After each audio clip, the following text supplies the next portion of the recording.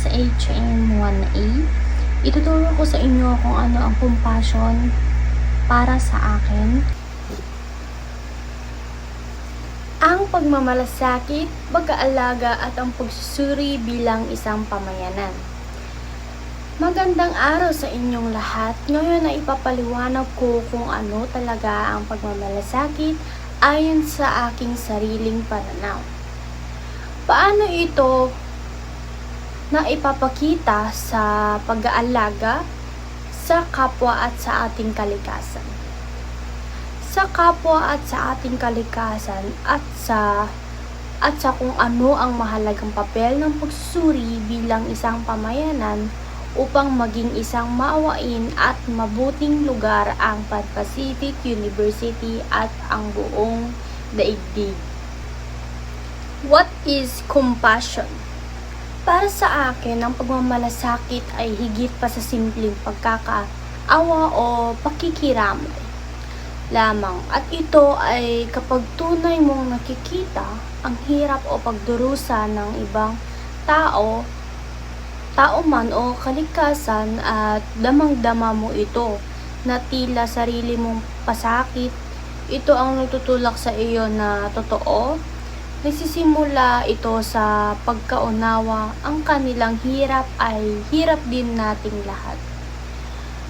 Walang panghuhusga, hindi lumiliko ang tingin.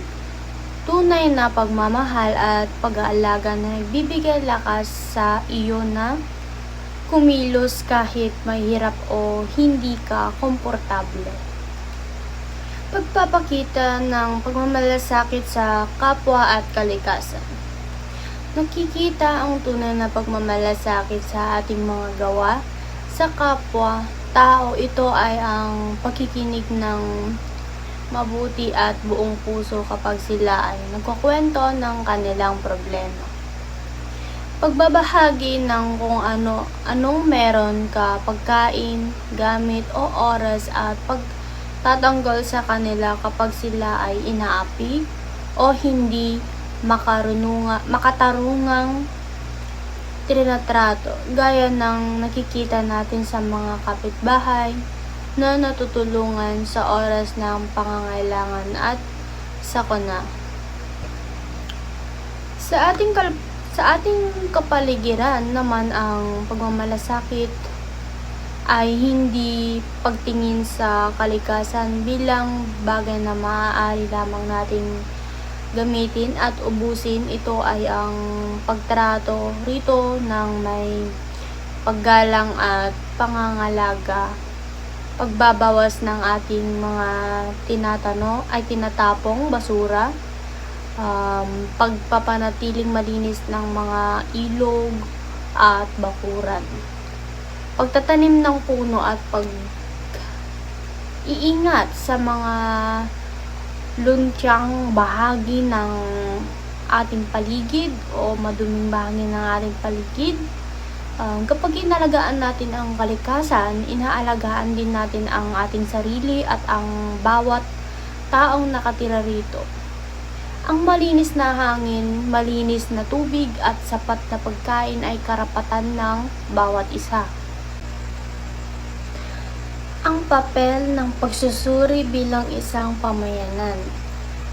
Dito naman pumapasok ang tinatawag na pagsusuri bilang isang pamayanan. Hindi ito ang pagpapasya ng iisang tao lamang para sa lahat. Ito ay kapag ang isang tao, pangkat, mga klase sa mga namumuno sa pag-aaral at iba pang kasama sa komunidad ay nagtitipon upang makinig ng tapat, magbabahagi ng iba't ibang pananaw, mabuhay pananaw ng malalim na at mahanapin kung ano ang tunay na kabutihan para sa lahat, lamang para sa ilan. Dito sa PU, araw-araw tayong gumagawa ng mga pasya. Kung ano ang mga gawain ang isasagawa. Paano hahatiin ang mga kagamitan at tulong at paano magtutulungan at mag-aalagaan sa loob ng ating paaralan. Ang pagsusuri bilang pamayanan ang gumagabay sa atin upang ang ating mga pasya ay hindi lamang nakakabase sa kung ano ang madali o sikat lamang, kundi kung ano ang lalong magpapatibay ng ating pagmamalasakit.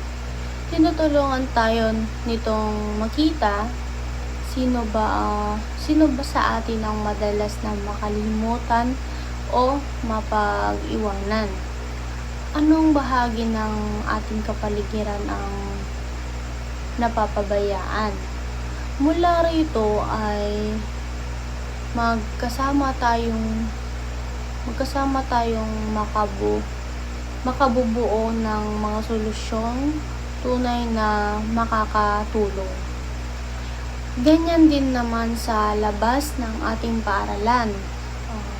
Nagbubunga ito ng mas makatarungang mga alituntunin, mas matitibay na samahan at mas malinis at ligtas na daigdig. Sa pamamagitan nito, ang pagmamalasakit ay hindi nananatili lamang sa salita, ito ay ating isinasabuhay ng sama-sama. Sa ating pagtatapos, bilang pagbubuod, ang pagmamalasakit ay ang kakayahang makakita, makaramdam at kumilos para sa kapwa, tao at para sa ating kalikasan.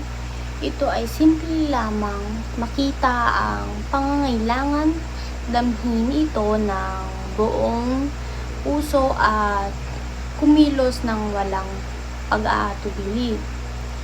Ang nagiging tunay upang ang ating pagmamahal ay maging matibay na mga pasya at pang matagalang pagbabago. Ginagawa natin ito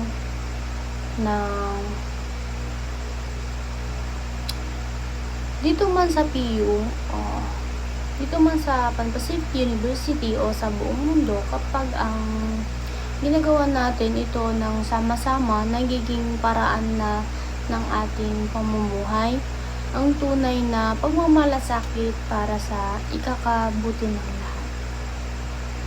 Yun lamang, maraming salamat sa panunood at sa oras.